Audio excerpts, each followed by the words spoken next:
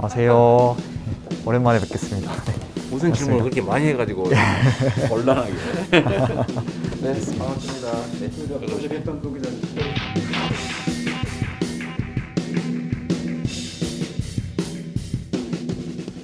제가 진짜 쳐드리겠습니다. 모든 카메라가 보이는 각도로. 하나, 둘, 셋. 하나, 둘, 셋.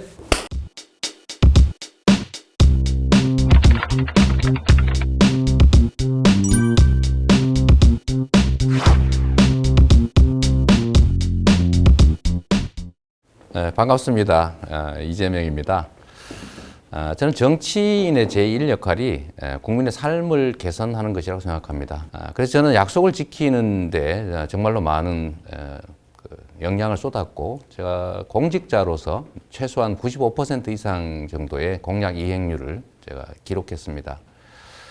앞으로도 저는 실행 가능한 일들을 국민께 제시하고, 또 국민들이 원하는 일, 필요한 일을 정말로 망설임 없이 오로지 국민들을 위해서 행사하고, 또 국민들의 삶을 개선하는 것으로 인정받도록 노력하겠습니다. 가장 좀 중요한 질문일 수도 있는데 대선 도전 좀 언제부터 좀 생각하셨는지 여쭤보고 싶은데요.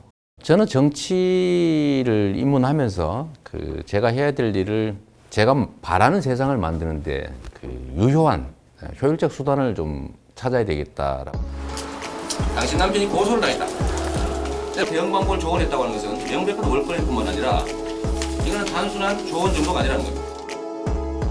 대통령직이라고 하는 것도 사실은 매우 유효한 도구이기 때문에 효율성 높은, 유효한 더 나은 도구를 좀 확보해야 되겠다는 생각은 아주 오래전부터 했지요. 4년 전에도 이제 그 도전을 하셨었잖아요.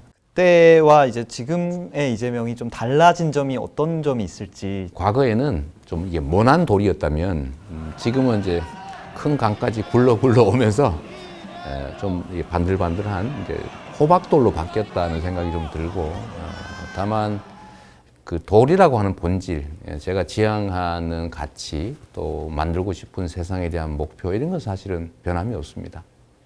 이번 대선에 그러면 시대 정신은 좀 뭐라고 보시는지 좀 궁금한데요.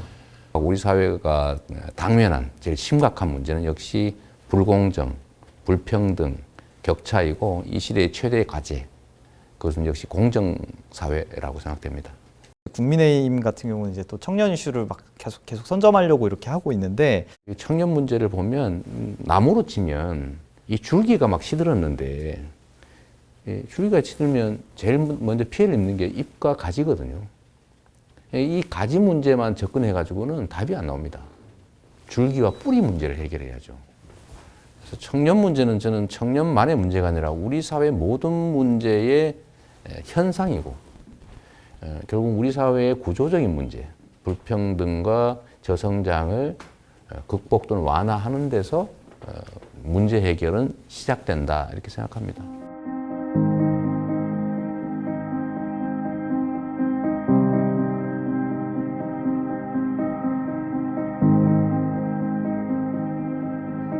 청년의 어필하는 그 강점이 혹시 있다고 보시는지.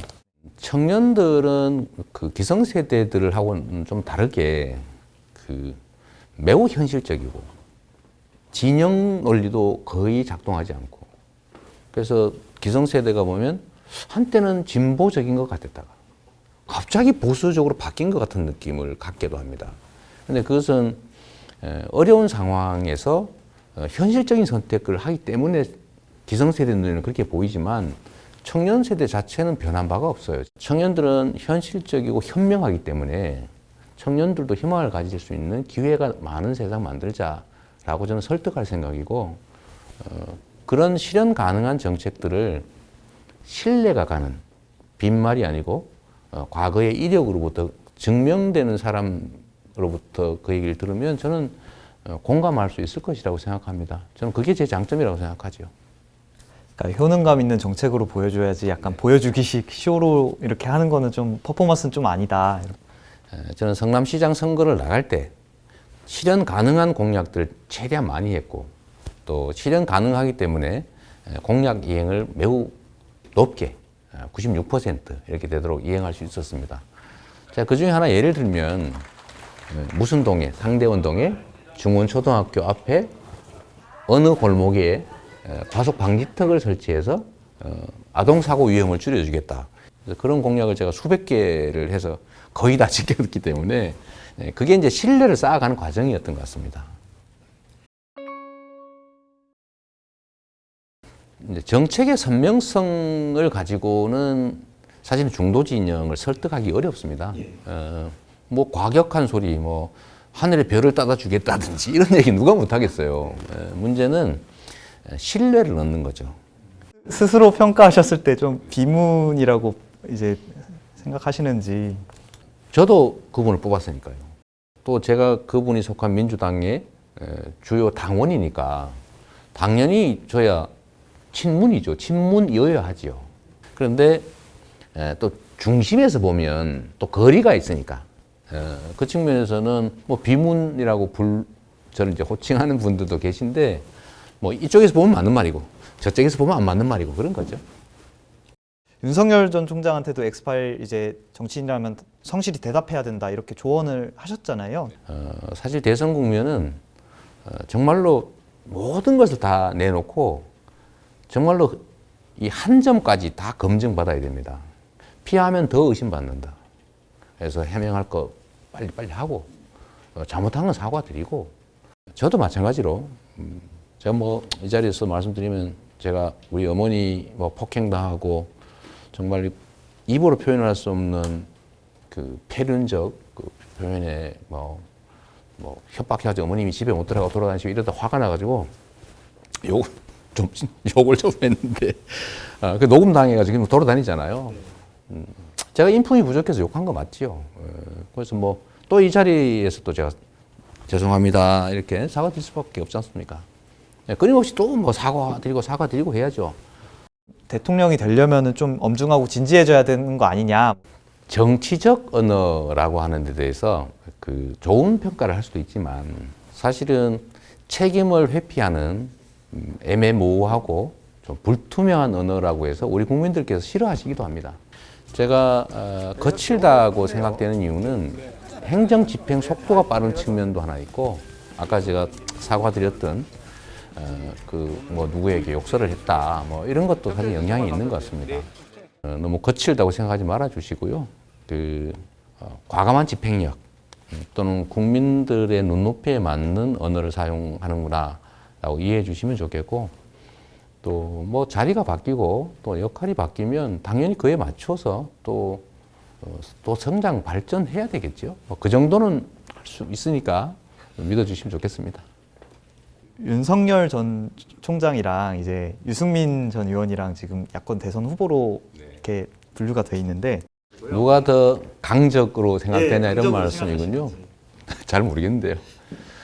유승민 후보가 조금 더 우리한테는 좀 어렵지 않을까 그런 생각이 듭니다. 그러니까 산맥산 후보 이렇게 본다면 그 윤석열 후보께서는 사실 그 당외 인사잖아요. 아직 그 산에 올라오지 못한 분이시거든요. 제3의 장소에서 산을 쌓아야 될지도 혹시 모릅니다.